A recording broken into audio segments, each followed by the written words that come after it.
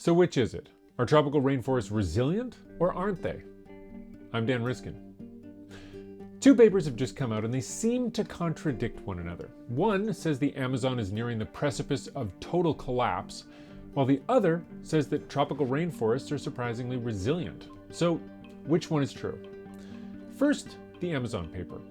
Ecologists often say the Amazon makes its own rain, and what they mean by that is that every time it rains there, water goes into the roots of the big trees, gets pumped up the trunk, into the branches, then out through the leaves, back into the sky. Because the rainforest has so many big trees, it produces enough rain to feed the whole rainforest. But when parts of the forest get burned down or cut down, those pumps go away. Then, when it rains, the water just drains out in rivers and goes out to the sea. It doesn't rain at all. That's why ecologists have been warning for decades about a tipping point, where so much is cut down that the rain stops falling and the rainforest dries up to become a savanna.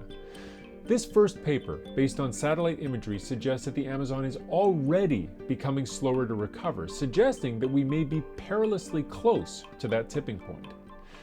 But the second paper says something else. Looking across 77 tropical rainforest sites spanning not just the Amazon but the world, scientists measured what happens as a rainforest recovers. And they found that after a disturbance like a fire, soils bounce back in less than a decade, many plants were back in less than 25 years, and that overall biomass and diversity of animals and plants came back in a little more than a century. They concluded that if you just leave the forest alone, it will bounce back surprisingly fast. So which paper's right? Well, the truth is, they both are.